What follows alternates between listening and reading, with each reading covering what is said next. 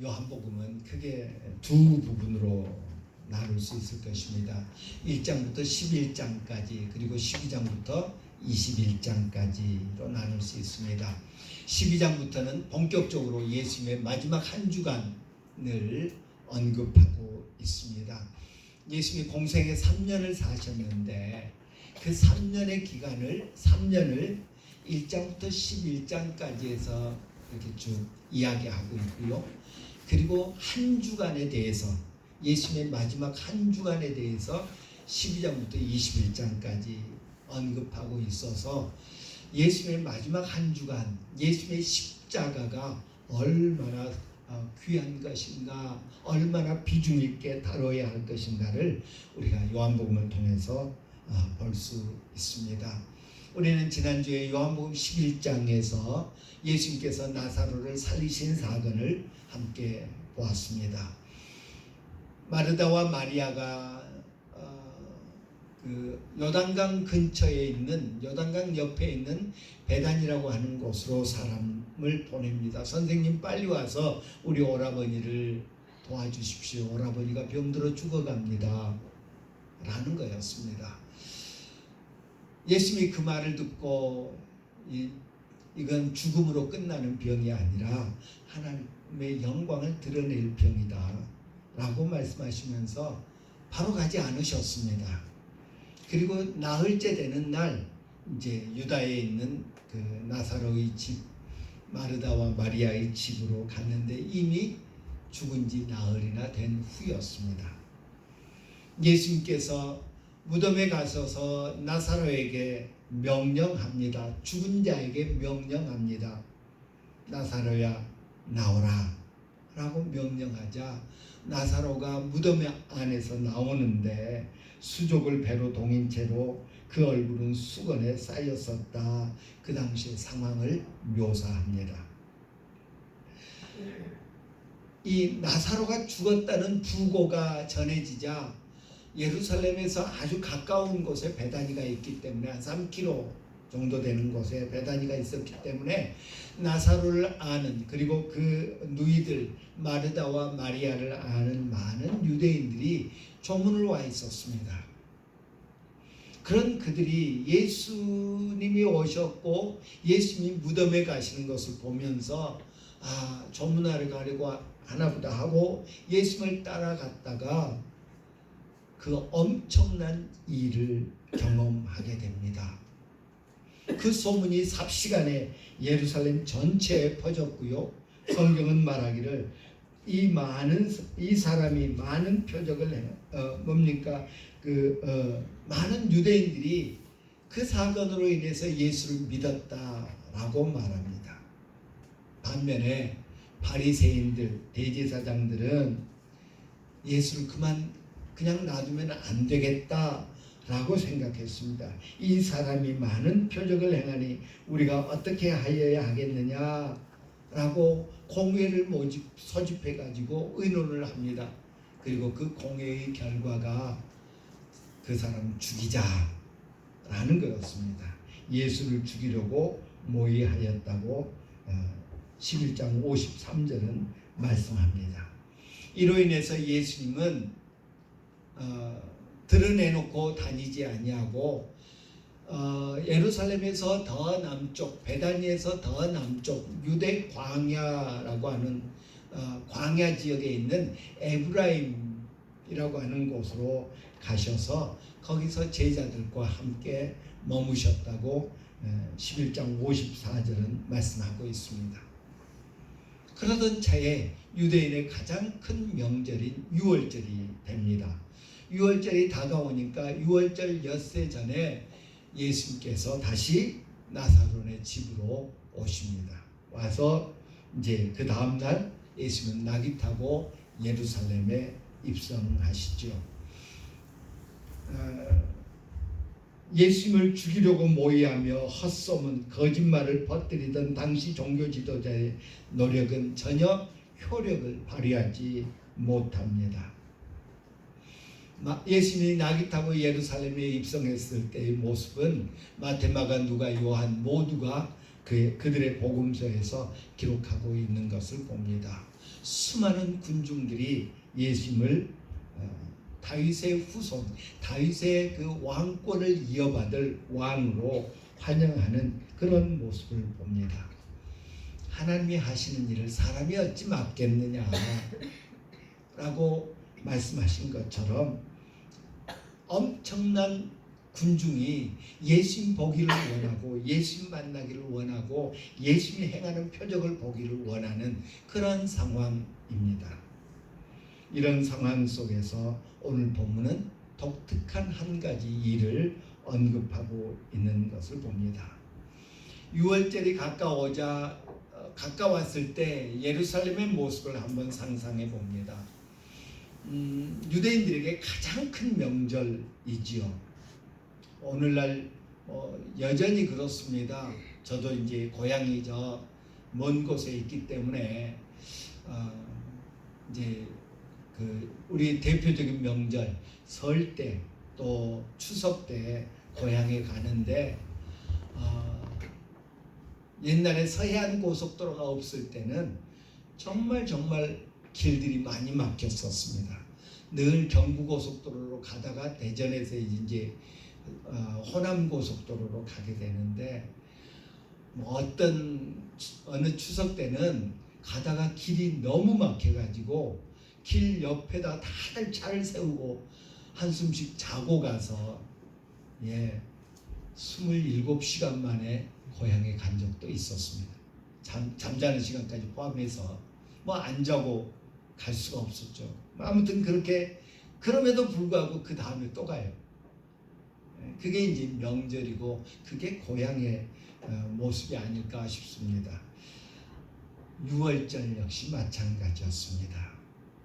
우리 하나님께서 이러이러한 절기들을 지켜라 라고 이스라엘 백성에게 모세를 통해서 말씀해 주셨는데 그 중에 으뜸은 유월절이었습니다.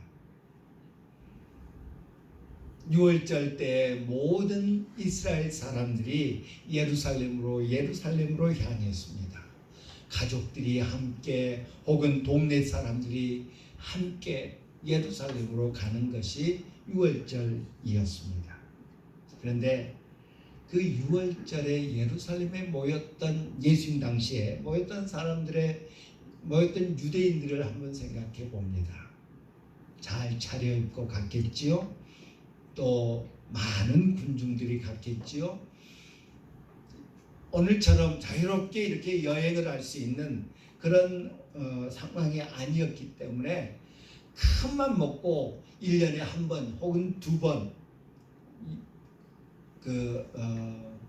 우리로 하면 서울로 가는데 구경 겸해서 거기 성전도 볼 겸 하면서 많은 사람들이 모였습니다. 그런데 안타깝게도 구약을 우리가 읽어보면 어느 때부터인지 유대인들의 마음속에 유월절을 통해서 하나님의 구원의 역사를 기억하고 기념하며 하나님을 예배하는 그런 모습들이 사라져버립니다. 유월절을 지켰다는 말조차 사라져버립니다. 이따금 유다의 개혁하는 왕이 등장하면 성전을 수리하다가 성경을 발견하고 거기에 절기 지키라는 모습을 보면서 우리가 이런 거 못하고 있었구나 그러면서 절기 지키는 모습들이 이따금 나올 뿐 절기조차도 지키지 않습니다. 따라서 형식적이 되어버렸다는 것입니다. 오늘 우리도 그렇습니다. 추석, 설의 의미를 부여해서 설은 이런 때니까 우리가 절기를 지키고 추석은 이런 의미가 있으니까 절기를 지키는 것보다는 요즘은 노는 날, 쉬는 날, 연휴, 그래서 여행하기 좋은 날로 되어버렸습니다. 금년 추석이 9월 20일이더라고요. 토요일이 추석이어서 또 월요일이 대체 휴일이네요.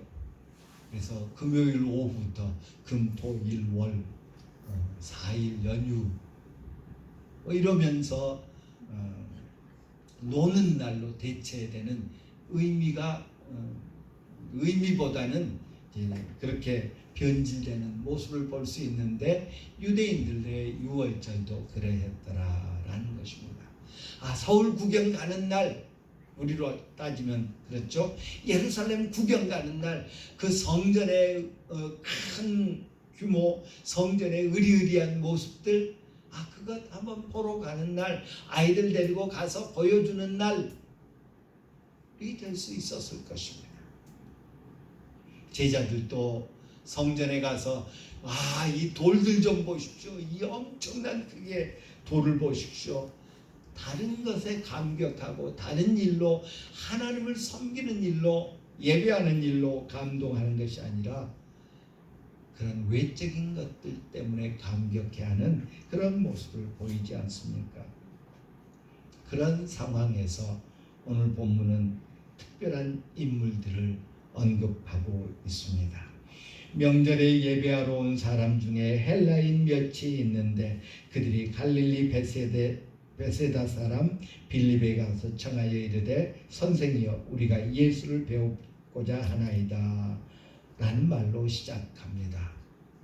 오늘 본문에 나오는 헬라인 몇 명이 있는데 이 헬라인이라고 하는 단어는 원문에 보면 헬렌이라고 하는 단어입니다. 이 헬렌이라고 하는 말은 오늘날 그리스 뭡니까? 발칸반도 남쪽 남단 끝단에 있는 그리스 사람들을 가리켜서 헬렌이라고 불렀습니다. 따라서 오늘 본문에 헬라인 몇이 있는데 라는 말은 그리스 사람 몇 명이 예수님께 왔다는 것을 의미합니다. 단순히 헬라 시민권을 가진 사람, 헬라의 영향을 받은 이방 사람들은 헬레니스테스라고 하는 단어를 썼다고 합니다. 헬레니스테스가 아닌 그냥 그리스 사람, 헬라 사람 몇 사람이 찾아왔더라 라고 그렇게 말씀하고 있는 것을 봅니다. 안타깝게도 이 그리스 사람들이, 그리스도인들이 몇 명이었는지, 왜 이때 예루살렘을 방문했는지, 그리고 이 사람들이 예수님과 면담을 한 다음에 어떻게 되었는지, 예수님을 뵙고 싶습니다 라고 한 이후 어떤 일들이 진행되었는지 좀 자세히 기록했었더라면 얼마나 더 좋았을까 싶습니다만은 그것은 기록하고 있지 않습니다. 우리가 예수를 배우고자 하나이다 라고 빌립에게 이야기했고, 빌립은 또 그것을 안드레에게 이야기했고, 그리고 빌립과 안드레가 함께 가서 선생님 그리스 사람 몇 사람이 선생님 면담 요청을 하는데요 라고 말하는 것으로 오늘 본문의 배경을 다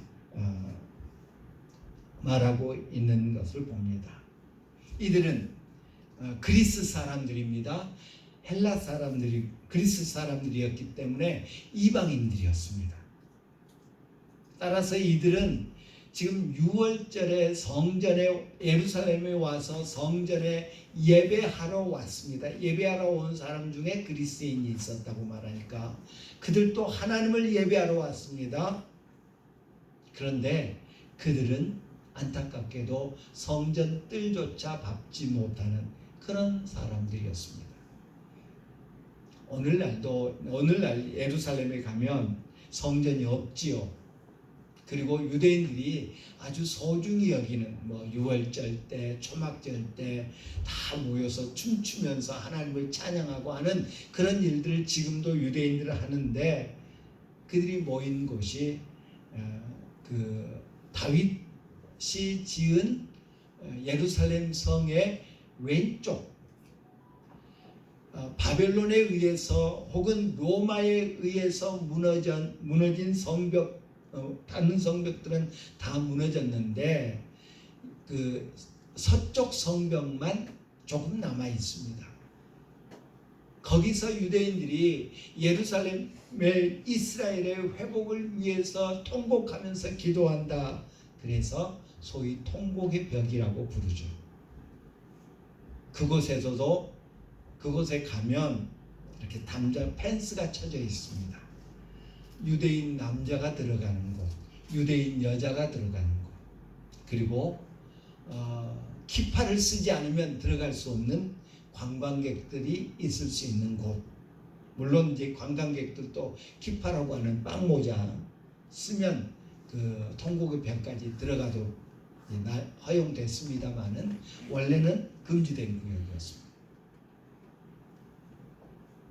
이 그리스인들은 유월절을 지키기 위해서 하나님을 예배하기 위해서 왔지만 하나님께 나아갈 수 없는 그런 존재들, 하나님의 임재의 장소인 성전까지 나아갈 수 없는 그런 사람들이었습니다. 그들이 예수님의 면담 요청을 합니다. 왜 면담 요청을 했는지, 그들이 예수님에 대해서 무엇을 어떻게 알고 있는지 성경은 기록하고 있지 않습니다. 전에도 예수님에 대한 뉴스를, 예수님에 대한 정보를 그들이 갖고 있었는지, 아니면 이때 유월절 지키러 왔다가 예수가 죽은 나사로를 나흘 만에 다시 살리셨대 라는 이야기를 들었는지, 아니면 그 장면을 혹 목격했는지, 직접적으로 간접적으로 예수님을 어떻게 경험했는지 성경은 말하고 있지 않습니다. 그럼에도 불구하고 이들은 예수님을 직접 우리가 만나봐야 되겠습니다. 예수님과 직접 대화를 좀 했으면 좋겠습니다. 예수님을 우리가 직접 봤으면 좋겠습니다. 라고 신청을 합니다. 이 당시에 요한복음 11장 57절에 보면 대제사장들과 바리새인들은 명령을 내렸습니다. 누구든지 예수 있는 곳을 알거든 신고하여 잡게 하라. 다시 말해서 예수에 대해서 지명수배를 내렸다는 말입니다. 그래서 예수 있는 것을 알면 신고해라. 그러면 군인들이 그 경호대가 가서 잡을 거다라고 명령이 내려져 있는데, 이들은 예수님이 계신 것을 알고 있었습니다. 예수님께 나왔습니다. 잡아가고 신고하는 대신 우리가 직접 예수님의 말씀을 듣고 싶습니다. 예수님의 가르침을 받고 싶습니다. 예수님을 개인적으로, 사적으로, 개인적으로 만나고 싶습니다. 라고 말씀하고 있는 것을 봅니다. 우리 아까 권사님도 기도하고 저도 기도하고 새벽마다 기도합니다. 우리 아이들 여름 성경학교, 여름 성경 캠프를 하는데 우리 아이들 예수님 만나게 해주십시오. 저의 기도 제목입니다. 우리 아이들 예수님 만나게 해주십시오. 개인적으로, 사적으로 예수님 만나게 해주십시오. 예수님을 만났던 수많은 사람들, 갈릴리 가나의 혼인잔치에서 최상급 포도주를 예수님 때문에 마셔보았던 사람들, 오병이어의 기적을 통해서 배부르게 먹을 수 있었던 수천 명의 사람들 다 어디 갔습니까? 군중이 되어서 수많은 군중으로 예수님의 산상설교 등 갈릴리 호숫가에서 가버나움에서 예수님의 말씀을, 가르침을 받았던 사람들, 천국 복음을 들었던 사람들 다 어디 갔습니까? 나사로가 살아났다 라는 뉴스를 듣고 혹은 직접 목격하고 호산나 호산나 찬송하면서 예수님을 영접했던 사람들 다 어디 갔습니까? 무리지어서 군중으로서, 군중 가운데의 한 사람으로서 예수님을 만났던 사람들 다 어디 갑니까? 막상 예수님이 잡히니까 다 떠납니다. 도망갑니다. 그리고 대제사장들, 바리새인들, 서기관들의 그 선동에 휩쓸려서 저분이 바로 하나님의 아들, 저분이 바로 다윗의 자손으로 오신 분, 저분이 바로 세상 죄를 지고 가는 하나님의 어린 양, 이거 다 팽개치고 못 박으라 못 박으라 외치는 사람들로 변하게 되더라 하는 것입니다. 오늘 우리는 어떤가? 이 그리스 사람들처럼 예수님을 개별적으로 만나기를 원하는가? 예수님과의 만남을 사모하면서 지금도 수시로 주님과 사적인 만남을 갖자고 주님께 면담 요청을 하고 있는가?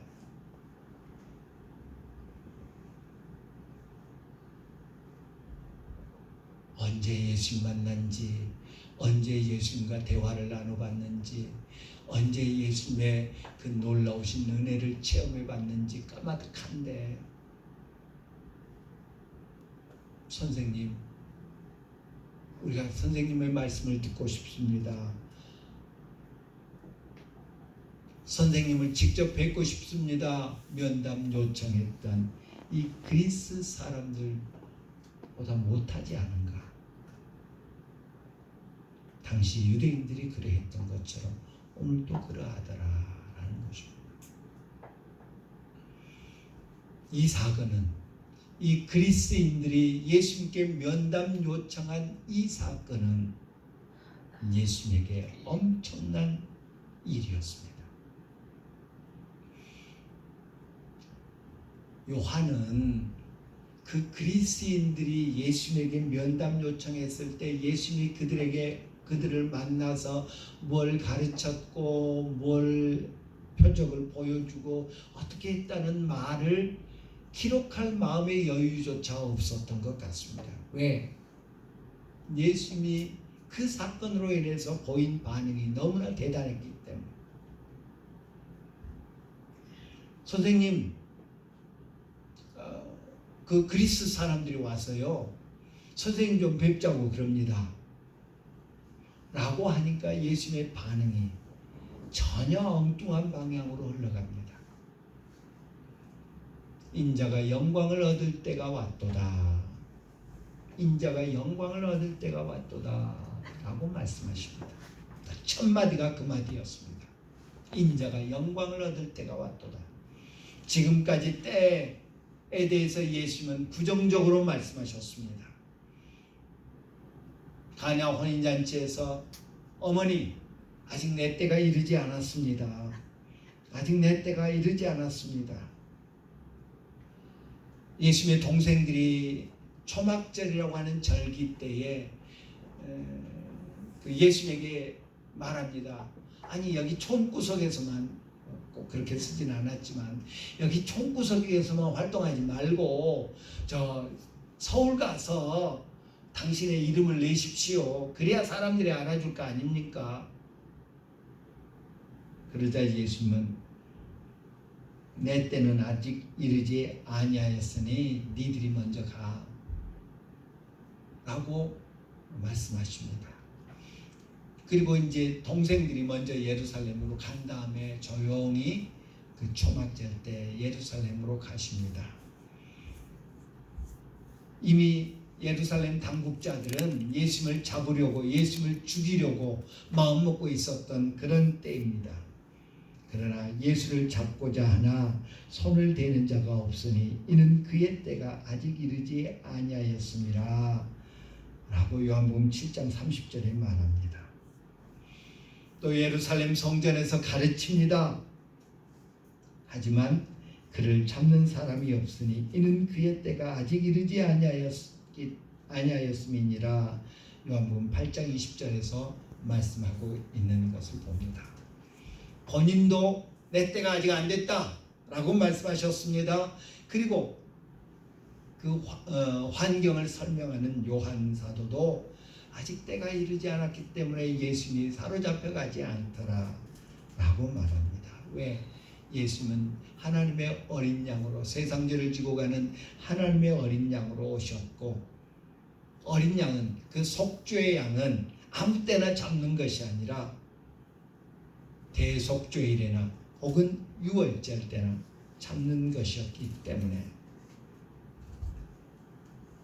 그런데 유대인들이 그 그리스인들이 면담 요청을 해옵니다. 그러자 예수는 드디어 선언합니다. 때가 됐다. 인자가 영광을 얻을 때가 왔다 라고 말씀합니다. 우리는 이 때가 당신의 십자가를 가리킴을 알고 있습니다. 오늘 본문은 마치 요한복음 17장에서 제자들을 위해서 기도하고 또 겟세마네 동산에서 스스로를 위해서 기도하던 모습과 매우 흡사하다고 할 것입니다. 예수님께서는 오늘 본문을 통해서 말씀하십니다.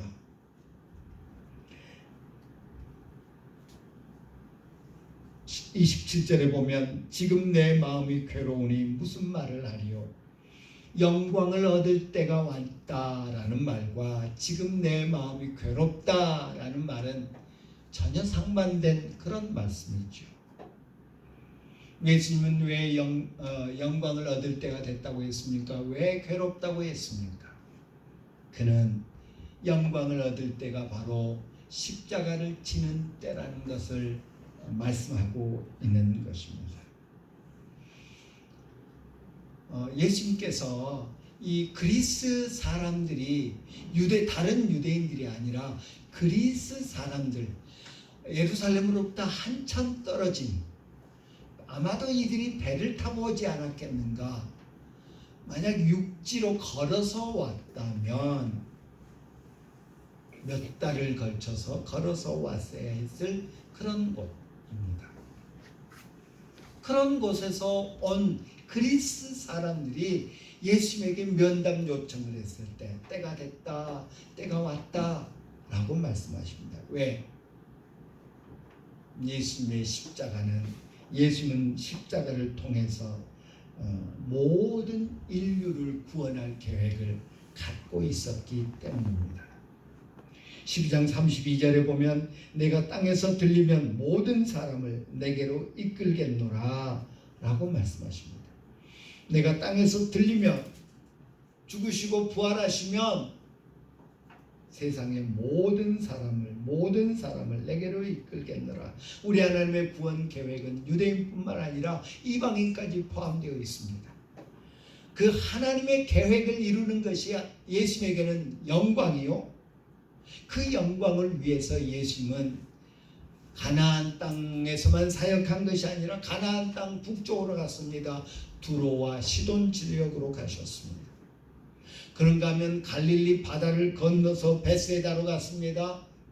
그리고 데가볼리라고 하는 이방인들 지역, 이방 사람들이 사는 10개의 마을 데카볼리를 찾아가기도 하셨습니다. 그런데 당시 유대인들로서는 저 멀리 있는, 아득하게 멀리 있는 저 바다 끝에 있는 헬라인이, 그리스 사람이 자발적으로 예수께 왔습니다. 예수는 됐다. 이제 온 인류를 위해서 아버지의 뜻을 이룰 때가 되었다라고, 그런 의미에서 인자가 영광을 얻을 때가 왔도다 라고 고백하고 있는 것입니다. 이 말씀에 우리를 비춰봅니다. 우리는 과연 하나님의 뜻을 이루는 것이 내게 영광이다 라는 예수님 같은 고백을 하는가? 하나님을 너무 부려먹으려고 하지 않는가? 내 중심적인 신앙생활을 하면서 하나님 이거 해야 됩니다. 이거 해야 됩니다. 이거 해 주셔야 됩니다. 이거 해 주셔야 됩니다. 이 문제 해결해 주셔야 됩니다. 수없이 하나님 앞에 청구서를 내밀면서 내 뜻보다는, 내 원하는 것보다는 아버지 하나님의 뜻을 이루는 것을 나의 영광으로 여기는 그런 모습이 있는가? 저는 주님 곁으로 가신 저희 아버지를 종종 생각합니다.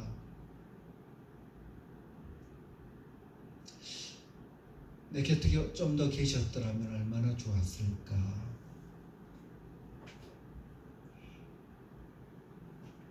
때로 기쁘고 좋은 일이 있을 때 이런 이런 모습을 보셨더라면 얼마나 좋아하셨을까.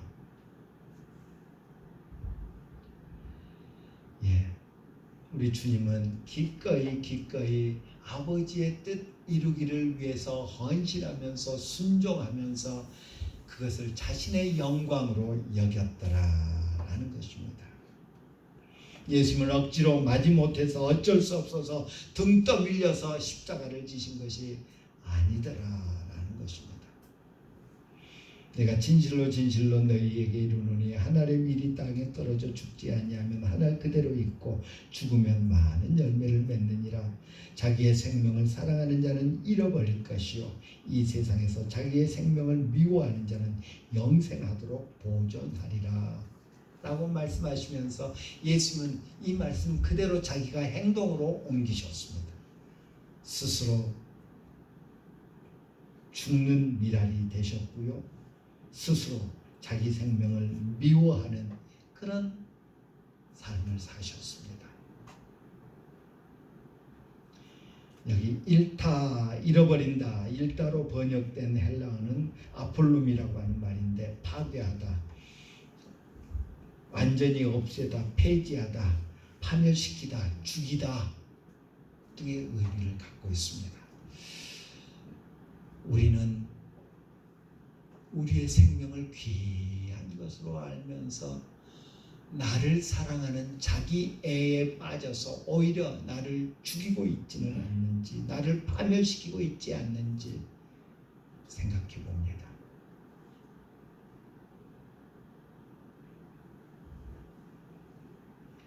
아담과 하와는 하나님께 순종하는 대신 자기들의 길을 택했습니다. 먹으면 지혜로워질 수 있고, 먹으면 맛있을 것 같고, 먹으면 하나님처럼 될 것 같은 그런 자기애, 내가 하나님처럼 된다, 그런 자기 사랑이 결국은 그들을 파멸로, 죽음으로 내몰았던 것 우리는 기억해야 합니다. 바벨탑 사건도 마찬가지죠. 우리라고 하는 우리 사랑, 우리끼리,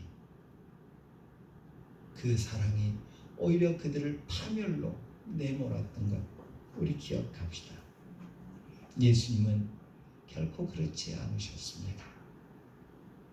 기꺼이 생명을 내어놓는 그런 분이셨음을 봅니다. 자기중심적이고 자기만을 먼저 생각하면 스스로 파멸하게 되지만, 자신에 대한 집착을 끊고 예수님의 방법대로, 하나님의 방법대로 살아가면 영원히 승리하게 될 것을 오늘 본문은 우리에게 가르쳐 줍니다.